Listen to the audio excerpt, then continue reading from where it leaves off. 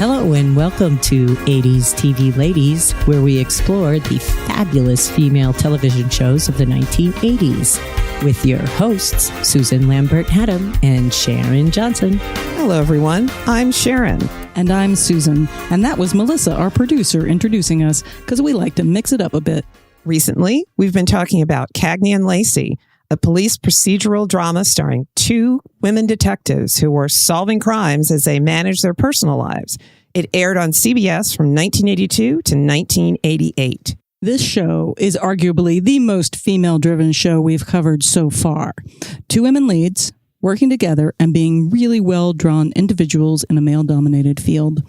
The women are leading the story and being the heroes, and I really like that the show dealt with the issues of the day, racism, abortion, sexual assault. It did not shy away from those, and it did it in really smart and surprisingly subtle ways. In addition to the series, there are several Cagney and Lacey TV movies.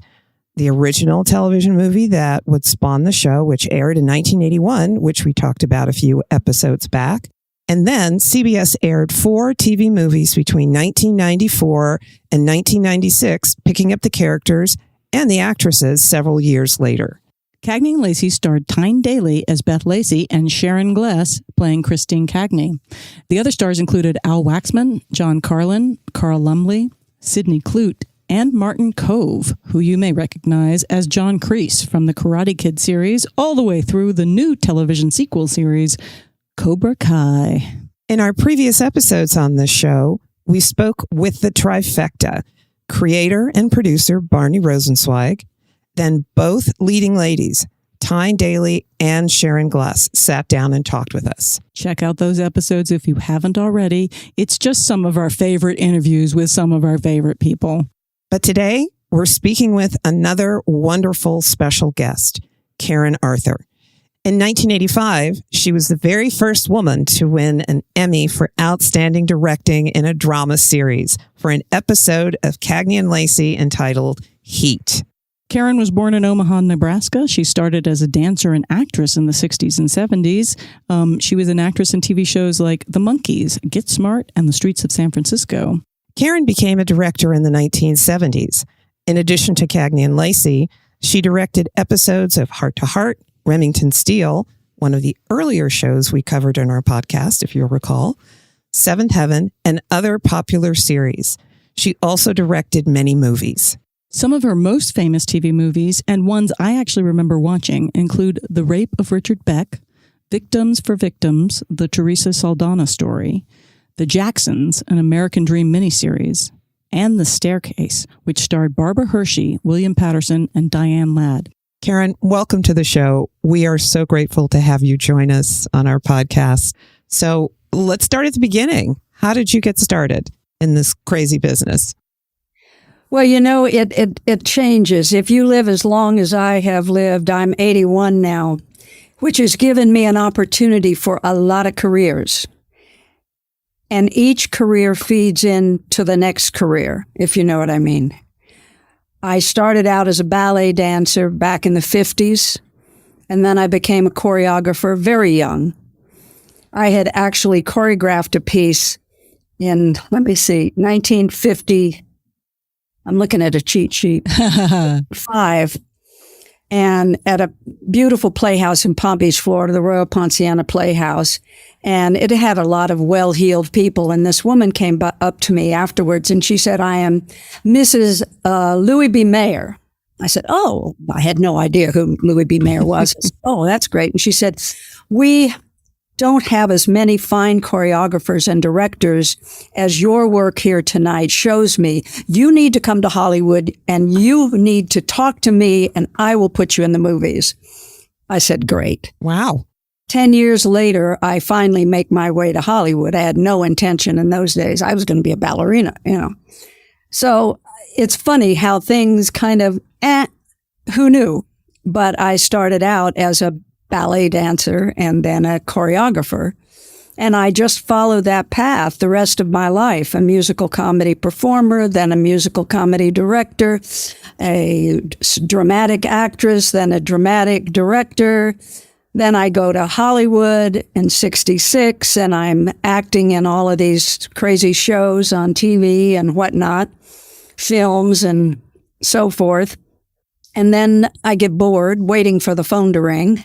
And so I say, well, why don't I just direct? And so anyway, but it's always been one thing following another, which I think a lot of people's careers are. And you drag from each of those careers or each of those chapters into whatever your current. So you're constantly feeding from your past into your future. I love that. I think that's amazing. And I have had a lot of weird, crazy career stuff too. I did not think 2 years ago I'd be doing a podcast right now, but we're having a blast. And but I am very curious about the transition to director. I was directing in the theater. Actually, I had done a production of The Little Prince. And one of the reviewers, this was in Hollywood, and one of the reviewers said, this director is so visual. Her work is just so cinematic. I don't know why she's not directing in Hollywood. Why is she not a director in film? And I thought, well, why am I not a director in film? Hello, I can do that. Were there many other women directing for the stage when you first got started, or were you kind of out there by yourself? There were, oh God, so many more women directing in theater than directing, obviously, in film. There was nobody in film. And the theater today, I would say, is populated probably by 75% women directors over men, which is obviously not true in film. Do you remember what your first job was directing television? Well, before I directed television, I made several movies. Several feature films. I wasn't interested in television. Oh, no. You have to do movies, features, woo. But you also have to raise the money for those. And so there goes 5 years of your life while you're raising the money to make this wonderful film. And then you have to go take care of that film and take it to all the festivals all over Europe and whatever.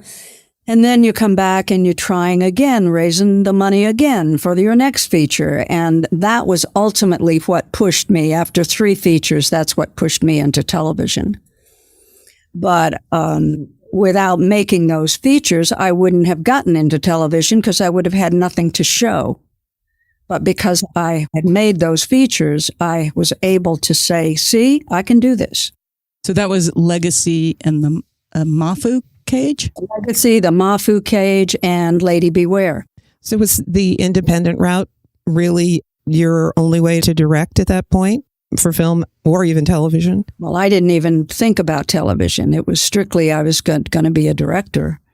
And there were European women who were directing, making films.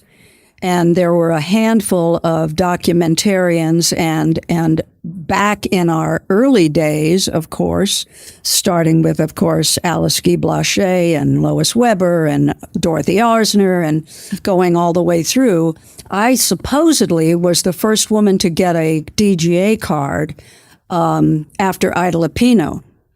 I've tried to suss this out. I got my card in 74, 75. Mm-hmm.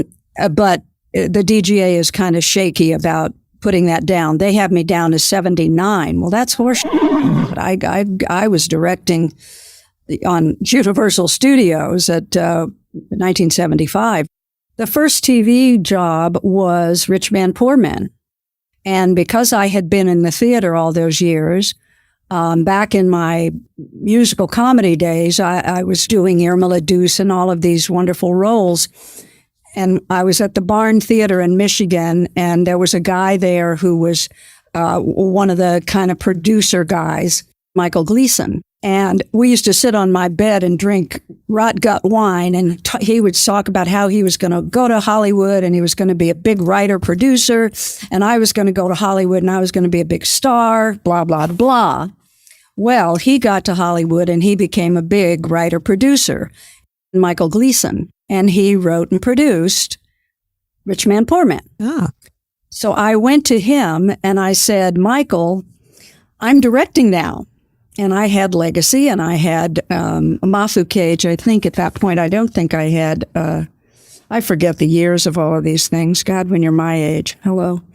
No, I hadn't done Lady Beware yet, but I had done Mafu and Legacy.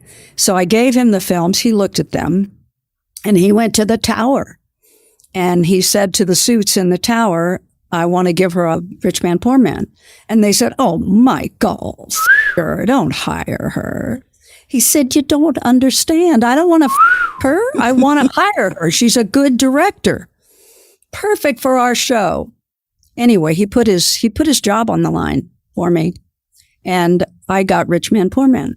That is amazing. And I know, so for our listeners that don't know what she's talking about with the tower, there's a building that's black that's called the Tower at the Universal Studios. It's where all the executives are.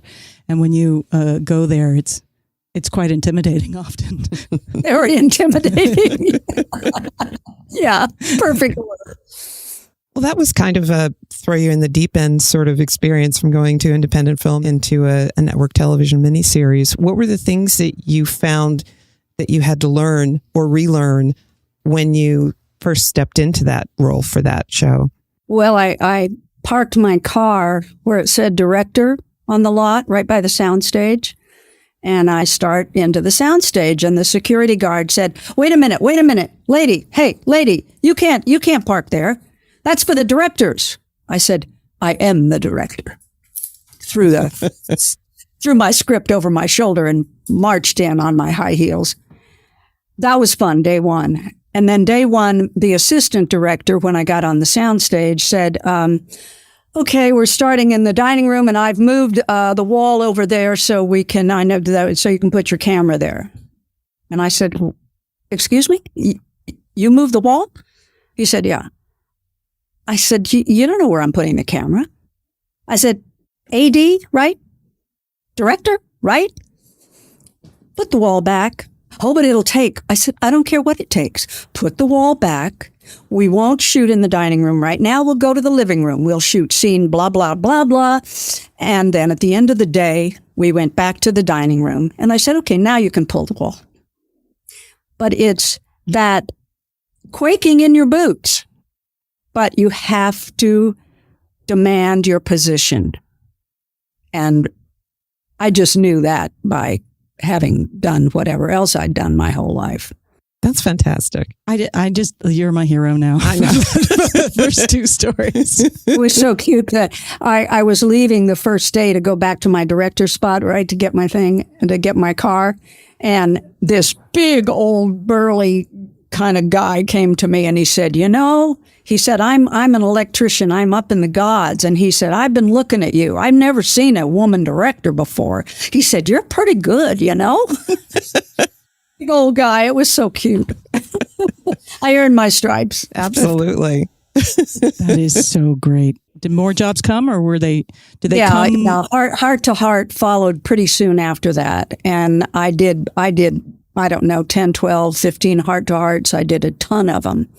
And Remington Steele and all right, well, we're going to slow down because I want to talk about Heart to Heart. It's a show that we will at some point cover. We haven't covered yet on this show, but because of Stephanie Powers and every other person who talks to me about this show, when I'm like, oh, I'm doing this podcast, it's like, Stephanie Powers, you're going to talk about Stephanie Powers. So can you tell us a little bit about working on Heart to Heart and with those actors? It was fabulous. The content of the show was always fantastical. So it threw you into Chinatown or you're off in Afghanistan or you're whatever. Of course, you're on the back lot, but it gave you all these things to do. Oh, you're a mystery. You're a this, you're a that, you're a thriller. You're funny. You're a romance. Oh, fun. So you're constantly having all of this great stuff. And at the beginning, the great Mark Crowley was the producer. And so I got to work with him, and that was terribly exciting. And Stephanie, when I first met her, she was the one who had wanted a woman director. And so she had gone to the Powers and said, I want a woman director. And so my name came up, and I went and watched them work. And they could be tough on directors. They could be tough. I saw several directors walk away, one in tears, one kind of like shell-shocked. And I thought, oh, God, here I come into the lion's den. And so the day before I started to shoot, I'd been on the set meeting people and all of that. And Stephanie called me into her trailer. And she said, Karen, she said, you have to be authoritative. She said, I see you. You hug people. Well, I'm a hugger. And I said, you're hugging the crew and that you can't do that. Hands off. Whoa, you have to maintain your distance. And I thought, oh boy, here it goes.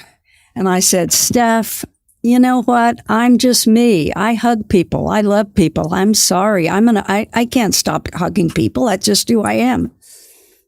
No, she said, that's good. It'll work out fine. No worries. And she and I used to sit on their big bed. I've got Stephanie's stories that I can't tell, but she and I used to sit on the big bed during the takes, during all of while the crew's setting up, and we would sit there and we would talk like a couple of girls at a slumber party. It was fabulous. She was amazing, such a stunning actress. I saw her not too long ago off Broadway, and we just went, oh my God, and caught up. She's just stunning. But, we went through on Heart to Heart. We went through Natalie's death. That's right. Went through Holden's death. Both of them within, I won't say weeks, but months of each other. One had just recovered when the other one, it was uncanny and horrible and terrible and just the worst. Oh my gosh. Things like that either, I think, bring everybody that's working together, or it really... It was a pretty together group to begin with, so... both of them were such huge stars in their own right. I remember going to the wake at RJ's house for Stephanie, and I walked in the door and there were all these fabulous people, and RJ grabbed me and said, "Oh, Karen, I'm so glad you came. I want you to meet my dear friend Elizabeth Taylor." And, they were stars in a firmament that you don't often see in television now. And so they had this other life, as it were. Certainly Holden did, and RJ and Natalie. So there wasn't a point where it seemed like perhaps the show might end as a result of these two tragedies that happened so close together. Mm-mm. Well, that's good. No, because I think they truly loved each other. They loved making the show. It was always fun. It was always alive and whatever. And I think the money was pretty damn good for that. That doesn't hurt. Oh, no, doesn't hurt at all. Well, Remington Steele is one of my favorite shows from back in the 80s. What can you tell us about your experience working on that show? I know you did a couple episodes for them. Well, again, that's my friend Michael Gleason from Rich Man, Poor Man. He created that as well. And of course, in the middle of it, Pierce got offered James Bond and had to say no because he still was under contract. So that was a pretty sad thing. Pierce was he's an actor you don't come across very often. This guy used to eat flaming torches, in Piccadilly Circus. I mean, he could do anything, and he was shoot at the hip, hysterically funny. And poor Stephanie was running to catch up all the time because if you don't have that God-given talent, you just don't. And Pierce was just a one-off. Aside from being one of the great men of all times and mensch. And we went through the beginnings of his wife getting cancer, and then he stayed with her through her demise and so forth. He had a very tough life and had those boys to raise. So, but he and I, you either have the same kind of funny bone or you don't. And Pierce and I always had this similar funny bone. So we got on really well. I loved him. He was great. Well, I was struck by the episodes that you directed because they were sort of these the show was a little bit, I think there's one quote from Stephanie Zimbalist where it was like 3 feet off the ground, but you directed in season 2 episodes, Steel Threads, about the fashion line and Laura and Remington stumbling into murder and high intrigue, and then episode 13, High Flying Steel, where they have to go undercover at a circus carnival. Circus, right? Where they get to be trapeze artists, and Pierce Brosnan gets to eat fire. What he used to do for a living. It was so awesome. It was so awesome. Really fun. Really fun. You know, it makes so much sense in watching your direction that you were a choreographer, because there's such beautiful choreography to your shots and to the scenes that you put together. And I'm thinking particularly of the scene in Laura's apartment where they're practicing their trapeze, and you do this whole exposition scene with them just sort of swinging back and forth on these two trapezes. Yeah. Yeah. But you see that, and I'm glad you brought that up, Susan, because that's what I mean by you drag your past with you. You drag all that you know with you. And I mean, I remember getting the Emmy for Cagney and Lacey and saying, Barney, who put up with all my 10-minute masters, because I would choreograph everything, and we would start in a close-up and then and we're over here and over there, and then we would another close-up and then boom, we're done. And one day I was done at like 3:00, and I said, oh, because I did everything in big master shots. And then I would come back and cover if I needed to, but and the crew loved it because they were all running with the dollies and the electrical pole, everybody's running, and okay, back to one. Start over again. And there we go. We're off again. Here we go. And it was true, but that was my style because I was a choreographer. And so I wanted everything on its feet, everything moving, camera always moving. I met my husband, the great director of photography, Thomas Newhart, on Cagney and Lacey. We fell madly in love on the first show that we did together, which was Heat, which won the Emmy. And he and I are about to celebrate our 39th year together. That's fantastic. Congratulations. That's amazing. And we made all my movies, his movies, our movies, from Cagney and Lacey on together.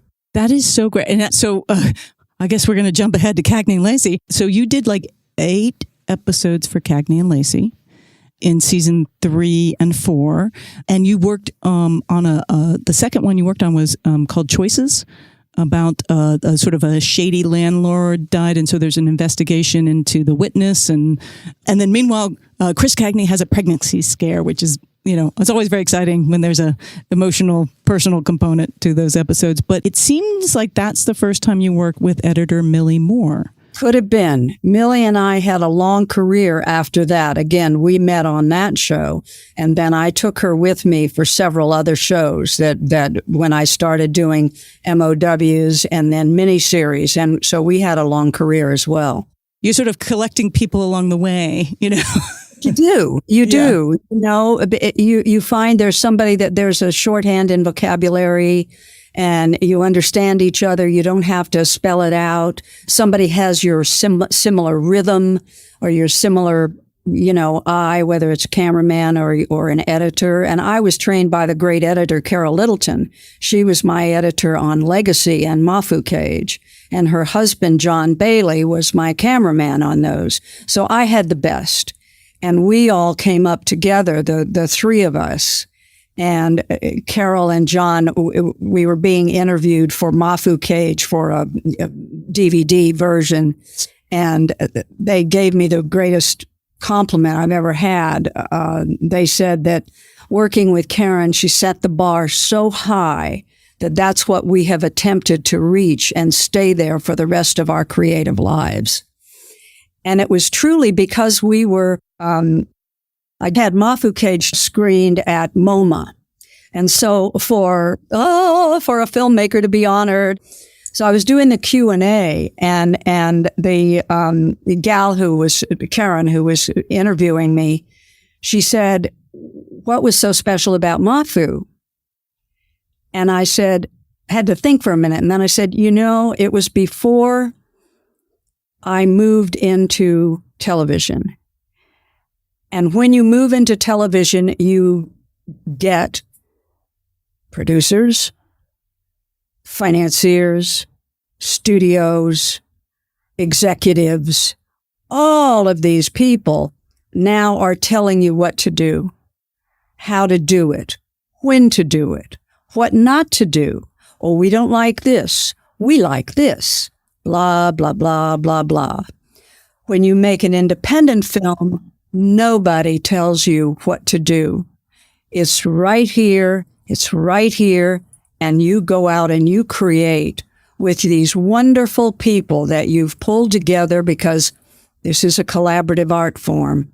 And together you just create whatever is in your mind that you want to create. You can't get back to that place in television. You just can't. Wow. That's a very good description of the difference, I think. I think there's a little bit with streaming, and there's some indie streaming projects that feel like. Well, if you're an indie and but the minute somebody pays for something, that's where you start getting chipped away at.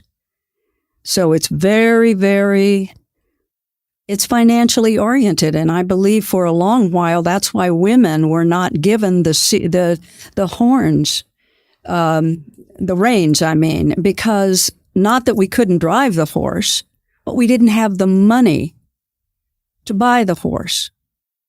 And men have been very tight-fisted financially in wanting to support a woman and her efforts. And so when you think back, it's all about the tower, not wanting to give that little girl the reins. Well, I think we can stop our podcast right now. I think you encapsulated it. We're done. Check. This is so great. So let's go back to Cagney Lacey, where kind of all these amazing people you met and things happened. So the fourth episode that you do is Heat. And that is the episode you won the Emmy for, starring guest star. The first one, that started a new season. The other two were done. The cameraman on that was Sharon Gless's husband. Ooh, he'll come to me. And then my Tom, took over on Heat and totally changed the squad room in terms of the lighting apparatus and all of that. And that was a show that we shot all on location because Lacey Street was being earthquake proofed. So it was 5 days or 6 days. I forget how many days we did, but we did it all on location. And to tell our listeners, if you haven't watched it, it comes in season 4, I believe, Heat, and stars Michael Madsen pretty early in his career, not long after Diner, and he had done The Natural and War Games. But Mary Beth is taken hostage in a train yard by a very dangerous person. And there's a big standoff, and it's very hot because they first are stuck in a train car. He sort of holds up in a train car, and it's very different. It's shot very different from the other episodes. It feels very different. Again, we can kind of catch these things on streaming, and sometimes it's not accurate. But in the episode that I watched, and Sharon, I don't know, we haven't talked about this. It started without the credits. Also, if you notice, there's no music. Yeah. Barney said, I'm not going to put any music on this. It is so powerful without having anything other than heightened sound effects. And that was his call, but no music. That's amazing. When you were shooting that, were you like, this one's special? Well, it was the first one with Tommy. I could sense that as a director and a director of photography, this was an amazing connection blend. And also we were falling in love. So it was very special. Wow. That's a big year. Holy crap. And so then you go on and continue doing episodes so he just stayed, he was the DP from then on? For a long time, yeah. After I left, he stayed for a while after that. And then he started to join me doing Movies of the Week. And then we hit the miniseries Rock and Roll Time, All right. So let's talk about the Emmy win. I want to actually kind of go right before the win and talk about when you were nominated. It's 1985. You were the first woman to ever be nominated for a directing Emmy after 35 years of Emmys. What did that feel like? I didn't think we were going to win. I was going to win at all. I didn't even buy a new dress. I had an old nightclub gown that I used to use in my nightclub act, and I had a feather boa that I used to use in my nightclub act. I used to skip rope in it, so it was weighted on ends. So I thought, I'm just going in the old, this, I'm not going to get this. I said to Tommy, I don't know why you're getting a limo. This is crazy. You're spending all this money for a limo. Come on, we're not going to win. So when I won, it was, pretty wild. So the network didn't even send you to the Emmys in a limo at the very least? Kidding? Oh, please. Good luck. They're on the bus. Who cares? Nah, not the likes of me. Maybe the likes of other people they bring to the Emmys, but not me. No way. Oh, my God. But Tommy got a limo, so we were in that limo. You were in a limo. You went home in style with an Emmy in your hand. Do you get to go home with the Emmy? You got it. You get to go home with the Emmy that night? Oh, sure. Okay. Oh, yeah. Yeah, absolutely. That's fantastic. All right. So did it change things for you in your career? Oh, sure. Oh, God, yes. Oh, God, yes. In what ways? What ways did it change things? Well, people opened up. I think, actually, it was a funny story. Yeah, Return to Eden. Return to Eden was before the Emmy. And the executives at Return to Eden, we were away shooting in Seattle area. And the suits didn't like what they were seeing. And so they said, fire them. So we got a call from the suits saying that we were fired. I was fired. And then, of course, other people go. And the producers who wrote the piece were very strong. And they said, no way, man, we're not firing her. You fire her, you're going to lose everybody. Come on, no way. We're moving. We like what's going on here. And we're the writers. We created it. Okay, so they managed to save the job. So when we were watching, in those days, you used to see a screening with the executives and everybody when the show was finished and we'd finished editing and, So I'm sitting there. I would always sit way in front so I could hear what they were rabbiting about. Well, like that. Or, that's good. Whatever. Anyway, a man and a woman who had been my executives who had wanted to fire me, the lights come up and Brandon Stoddard, I think it was, or Brandon Stoddard and Tartikoff, but I think Brandon Stoddard was the guy at I think it was CBS. And he said, it was ABC. He said, this is so fantastic. I love this movie. I'm going to make it ABC, circle, blah, blah, blah, blah. And of course, the man and woman who had fired me said, oh, yes, it's So the night of the Emmys, Richard Crenna gets an Emmy for Rape of Richard Beck, right? Yeah. And of course, I got mine. And that was the same year? I guess I hadn't put together that was the same year. Yeah. That's amazing. He said, you've already, he said, she should get an award for this, but you've already given her an award. So my director, Karen Arthur, blah, blah, blah, blah. So I'm walking out, Tommy and I are walking out and in my old gown, holding my Emmy.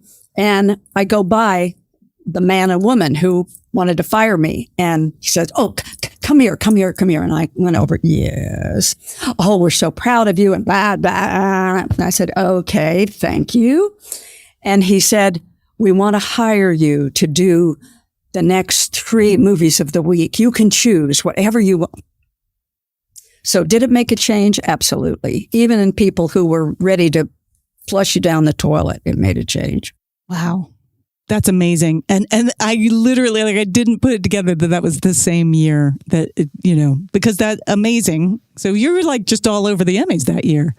Yeah. Well, the queen of the Emmys. And of course, Sharon and Tyne won. And, it was great. Cagney Lacey was pretty much a juggernaut, right? 34 nominations.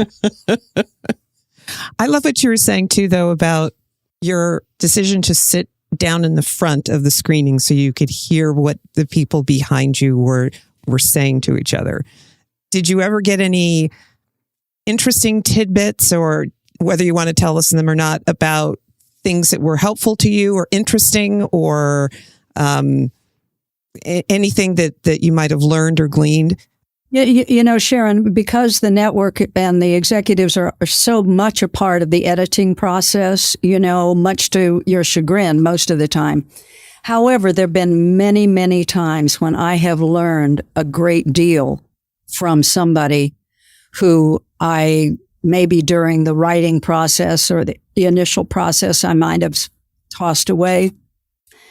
They are very, very intelligent on many levels. And unfortunately, you get into a combative situation just by the nature of the being until they really get to know you and respect you. Then you can have great relationships with executives, which I have had. But if you're coming in cold, as it were, it takes time like any relationship. So yeah, I would hear things that I would go, whoa, that's a damn good idea. Or I can, I'll make a change in the edit or whatever, yeah. You're always learning. I mean, we're babies in this world, as certainly I was to start. You don't know anything. And so you're picking it up from whoever, oh, that's a good idea. You have to recognize the idea, mind you, but okay, that's a good idea.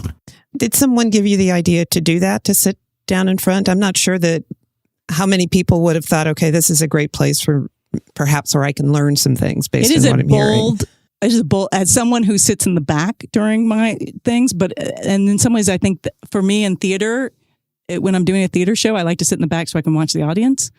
You're absolutely right. And in theater, I'm always in the back row. And in a screening of my movies, I'm always in the back row, but not when I want to hear what the bigwigs are saying. Then I want to be in the front row. Also, I think if I'm in the back, I intimidate them. Oh, she's watching us. Oh, she's going to see what we're thinking. Oh, we can't do that. So, I love that move. Yeah, that's great. If I'm ever back in film, I will be using that move. Yeah, it's very different. But when you want to know something, it's good. Just in your little ears are perked up, That's great. Now, all right. So one more question about the Emmy win. Do you think your Emmy win changed things for other women? Oh, of course. Of course. And I was up against the big dogs, men, the big guys who always win. And so the fact that I got that over them said something also, which would have helped break the glass ceiling at that point. Absolutely. Yeah. It's sort of a shame that it took 10 years, I think, for another Emmy woman to win the director. Well, yeah, I think it was Mimi Leader. Mimi shot one of my films for me a million years before that when I was at the AFI Women's Directing Workshop. And I was in the first year with all those great women, Anne Bancroft and, Lee Grant and all these great gals. And so we made 2 films. And one of those films, I think maybe shot both of them, as a matter of fact. As her daddy was a filmmaker, Yeah. Yes. That's amazing. She directed a pilot of my husband's that never went, but I loved meeting her. And she's a great gal. Great gal. Yeah. Wonderful. Salt of the earth. Just another story of film projection and how things happen. I was in trying to raise money for Legacy, and AFI gave me some screening time. So I would have a screening and I'd invite prospective, investors.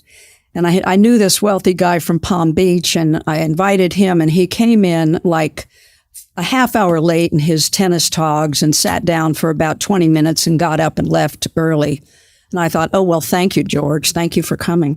And then the next day he called me and said, Karen, I'm having a screening for your film, and it's going to be at 20th Century Fox at 5:00. Be there or be square. So, okay, fine. So I go. And I have no idea. All I can see are heads. I'm in the projection booth looking to see who's there, just heads.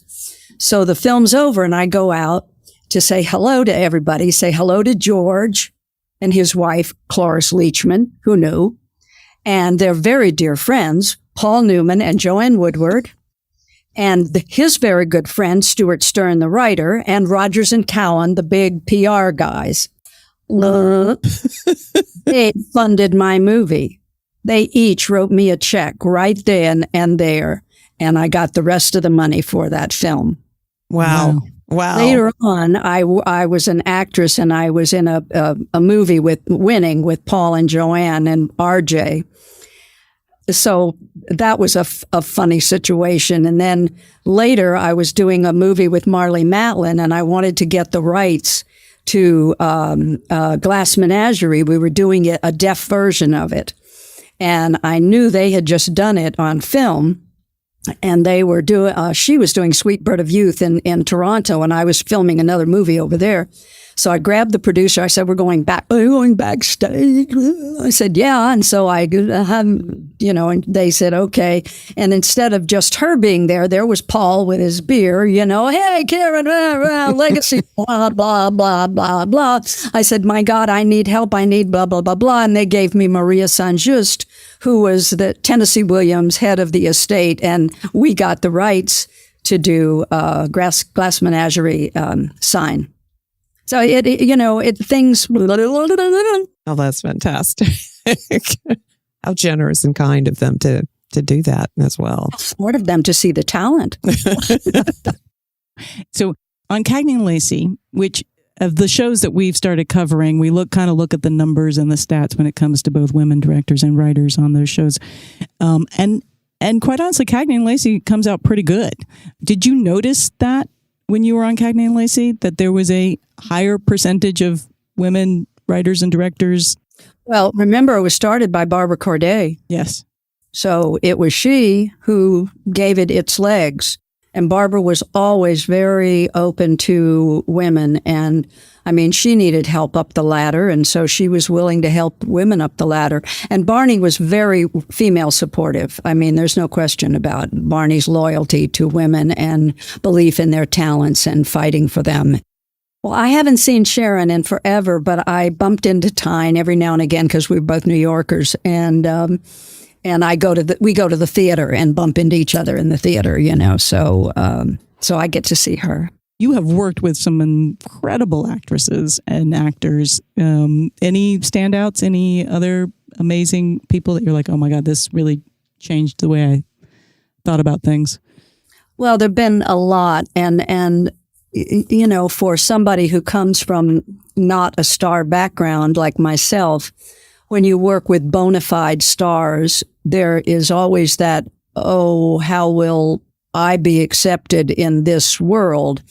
These are not just TV stars. These are, people like Vanessa Redgrave and Michael York. And, Angelina was a baby when I got her, but, Angelina Jolie for This Is Women. Yeah, Angelina Jolie and Ed Harris. I gave him on Heart to Heart, his first job, his first. I'm sorry, who? Ed Harris. You gave Ed Harris his first job on Heart to Heart? Yeah. Oh my God, we're going to go have to find that out. I know. He had done a biker movie, and I saw that, and I was just struck. I said, this man is so stunning. And I literally would sit there behind the camera and just go like that because he's doing what? He was so awesome. But, you get people and it's really exciting. So part of it is you trying to calm your inner woo. And at the same time, you have an opportunity to work with these great people and understand what their process is, because as a director, that's always my goal is number one is the actor. Who are you? How do you work? How do you like to work? What do you want from me? What don't you want from me? Where can I be for you? Where shouldn't I be for you? Can I give you background research? Can I do this? Can I do that? It's all having that opening for them to be as comfortable or uncomfortable as they choose to be, given the way they choose to work. Was that something you developed as a result of your experience as a performer and working with directors? Yeah. Times when you feel that a director is smothering you, and you don't have room. It's like I learned a great lesson from Lee Grant and Carol Kane. I'm a very effusive person, a very positive person, up, you know. And I would go on the set in the morning and, we're doing this and blah, blah, blah, blah. And one morning they said they wanted to see me before we started. And I went in and these two kind of faces. And Lee said, Karen, you know, you just don't give us any room to fail. And I said, well, what do you mean? Well, you're so positive. You know everything all the time. You're never questioning anything. You're just always there. I said, but I'm the director. I'm supposed to do that.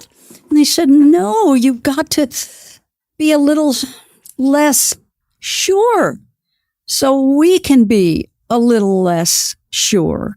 So we can try things out rather than having to live up to your expectations. That one was a big lesson. Wow. Wow. And so how do you shift that since it's so close to your personality? I'm not 100% sure all the time. I fake it a lot.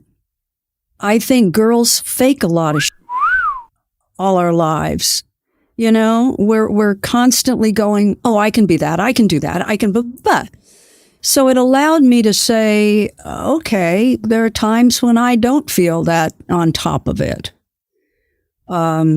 To either go to the actor and say, you know, I'm not feeling really great about this scene. What am I missing here? Or what could we do got any ideas here? You know, just to include the question and include other people in the question. Now, I never had any problem doing that with a cameraman or an editor or whatever, but I always felt that I was the director and I was supposed to be the person that directed the actors. And so I never gave the actors that space, that other space, you know? Wow. What a great thing to learn and to be able to make that adjustment. And I mean, that's the actor, right? That's the performer who learns how to make adjustments. Adjustments, exactly. That's amazing. So I have a question about women on set again and women on crew. Have you ever worked on a show where there was 50% or more women on the cast and crew? Oh yeah, when I did Mafu Cage, it was only I think we were 95% women. Wow. But then I had control. I could do that. But not really. And you know, I don't think it's a good idea. It's like I was a film festival kiddie for a lot of years. It was my movies were my frequent flyer. I went all over the world and did all the film festivals from Cannes on and on and on and on. And there was several film festivals which were women's film festivals that I would go to or be invited to as, you know, participate, I should say, in. And they made me angry when they wouldn't allow men. No men in the audience. Now, I'm not even talking about no men in the participants, but no men in the audience. I went, oh, wait, this is insane. The whole thing has got to be about coming together. So I really don't like the concept of all women on a crew, other than obviously you're giving women an opportunity to do something, and that's important. But I just think I believe in homogenous behavior together was the way we make it through life. I want to be hand in hand with my fellow man and woman. And so you worked from the 60s all the way through the 2000s. What changes did you see both in just how television gets made and movies got made, and just in terms of the opportunities for women and, you know, that everybody working together?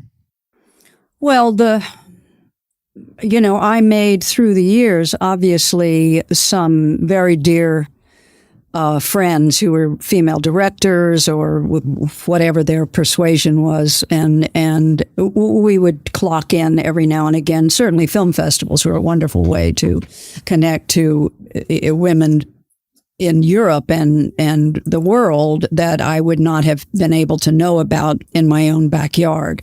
And obviously, women were starting to do more and more work, and that was exciting.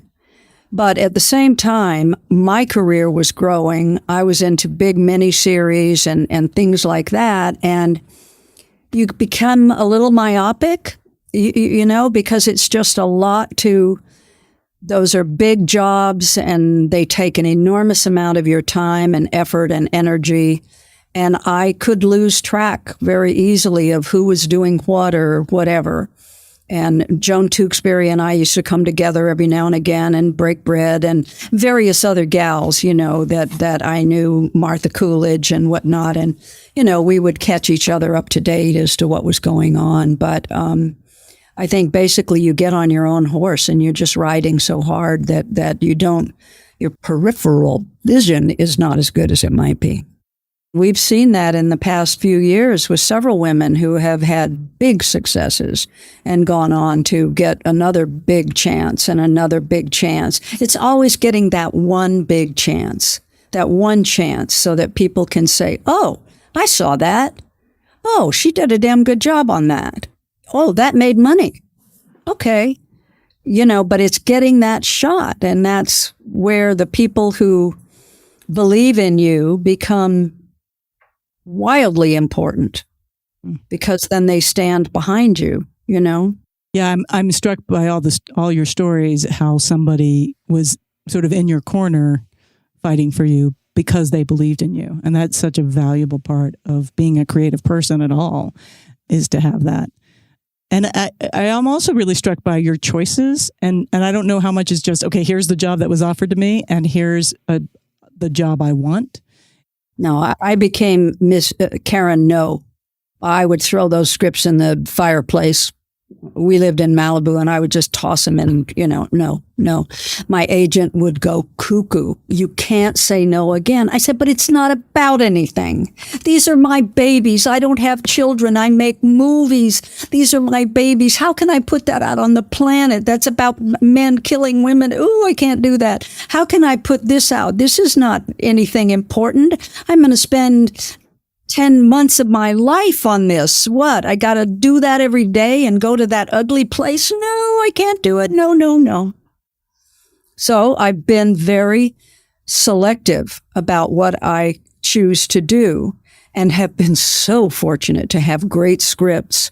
And I had a producing partner for years, Craig Anderson, has more talent and grace and creativity and sensitivity than anybody I know. And so we would just look for projects that were just special, and you live with it every hour of every day. You know, it's in your head, or you're actually doing it, or you're cutting it, or you're worried about it. And man, if it's not worth it, why do it? Ugh. The Rape of Richard Beck, 1985. And again, I'm now just realizing the same Emmy year. For our listeners, it's also known as Deadly Justice. So if you're searching for it, sometimes it comes up as that, but it aired as that, because I remember this airing because it was such a powerful title and a powerful story, starring Richard Crenna, Meredith Baxter. Crenna won an Emmy for his portrayal of the hard-bitten tough cop who's not incredibly sympathetic to other victims of violence and sexual violence, and he becomes a victim himself of sexual assault and has to deal with the aftermath of that. And 1985, you're making this movie about male rape and the aftermath of sexual assault. How did that come to happen? That was a true story. The cop was in Seattle. Was Seattle? Yeah, I think Seattle. And that's funny, we shot there. Not for that reason, but that was a true story. And these two writers, Jim and Jim, we used to call them. I can't remember their last names. I'm sorry, guys.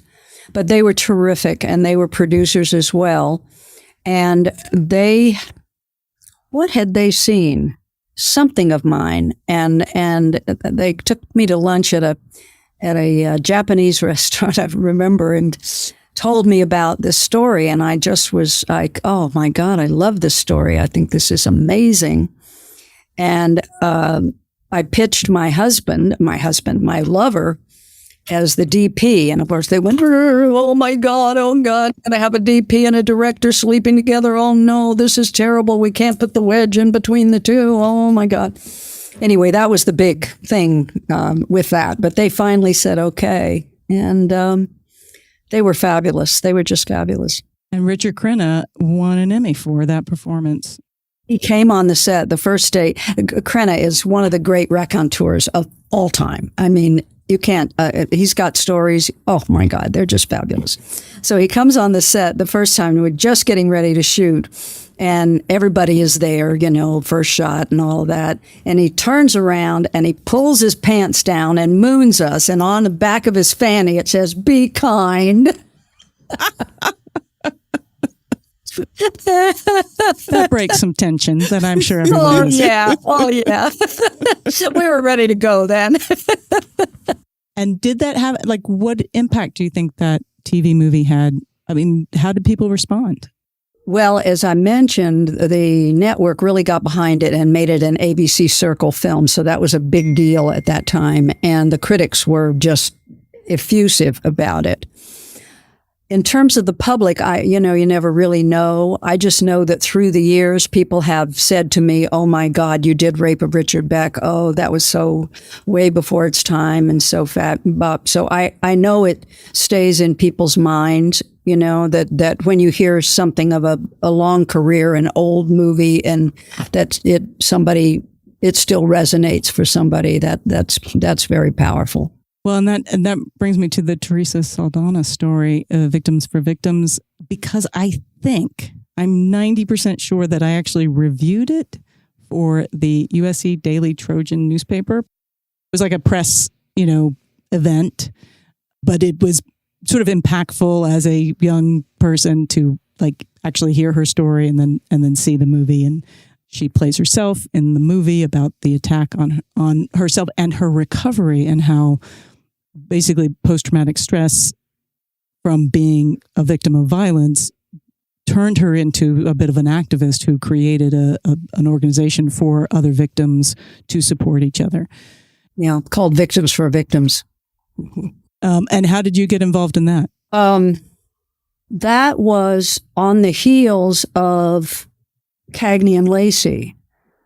Yes, because that was Orion. And Orion was the home for Cagney and Lacey. And they had this script, and I was doing all of these things and had won the Emmy and all of that. So Orion came to me and said, because it was my first movie of the week, was Victims for Victims. Mm.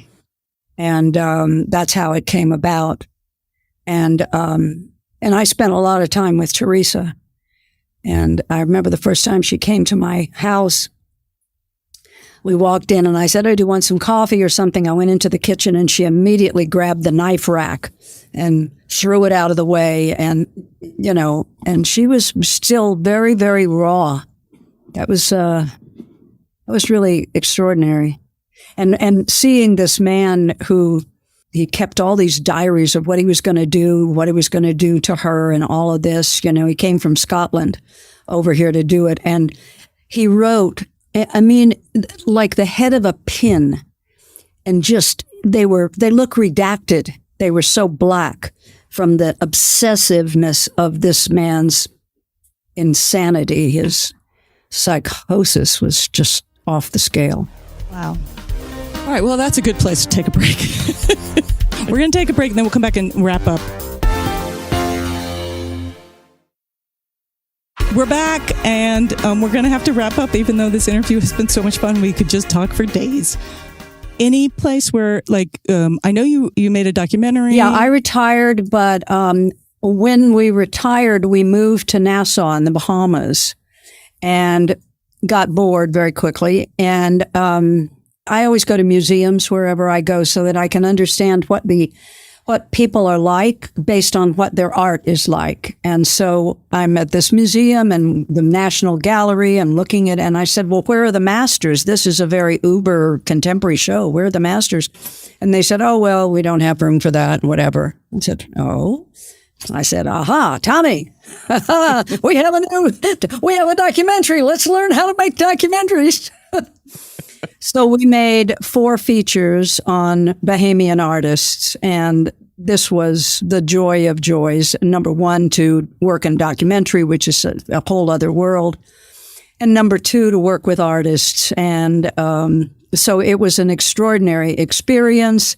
And we were able to give to that country this legacy of these gorgeous documentaries, and narrated some of them by Sidney Poitier and whatnot. And anyway, that was a fabulous thing. So that was part of our retirement. And then I went back into the theater, and I've been directing in the theater now. So if there's some place that people want to keep up with what you're up to, is there a way for them to find you? Or are you just like, yeah, you just have to search hard? I don't do anything. You don't do anything. Okay. That's, listen, that's a good way to keep sane. All right. So we are going to have 3 questions. What's the 80s ladies TV show? And you can name your own that resonated with you in the 80s. Was Sopranos in the 80s? No, but it's a good show. Yeah, I like that show. Cagney and Lacey, I thought that was a banner show. Whether I had directed it or not, I would have been glued just because of the bravery and the female issues and so on and so forth. So, yeah. All right. Are there any female-driven shows that are on now or that you've seen recently that you really like? I don't watch television. I watch features. I'm heavy into Criterion Channel. I see all the. I say, okay, I'm doing Lena Wertmüller now this month or week or whatever, how long I can take it, and watch every piece she ever directed in chronological order, and or whatever the director is. So that's what I do when I'm looking at stuff like that, But I'm not a big. I couldn't even name a TV show that I've seen. And I know they're out there, and I know they're fabulous because they are now not only content, but also visually, they are able to do things that we could never have done in, for instance, Heart to Heart or Rich Man, Poor Man or whatever, because, they wanted everything shot with, the sun coming at, and then there's no such thing as shadows or things or whatever. So the whole thing has changed. The whole medium has changed, and for the better, both content-wise and not so much performance, because actors are actors, and they're all going to be fabulous when they are. But content and visual acuity, I think, is very different and wonderful. Very supportive of that. And what is like the most sort of either action hero or television, like something like a moment in your life where you're like, is this scripted? Is somebody just made up this moment for me?